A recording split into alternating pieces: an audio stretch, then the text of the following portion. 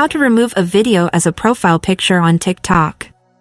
You've set a video as your profile picture on TikTok and want to remove it?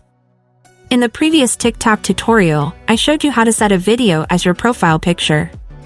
Now I'll show you how to remove it if you're not satisfied. So let's get started. Open the TikTok app and access your profile by clicking on the profile icon.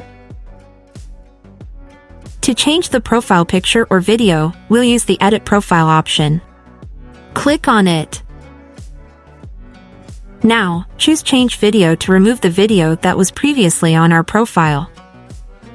A menu with several options will appear. Select the Remove Video option by clicking on it. You'll quickly see a notification at the top of the screen that the video has been removed. Now you can re-upload your desired profile picture. I hope the video was helpful to you. Join our digital family by clicking on subscribe and stay up to date with all the latest news.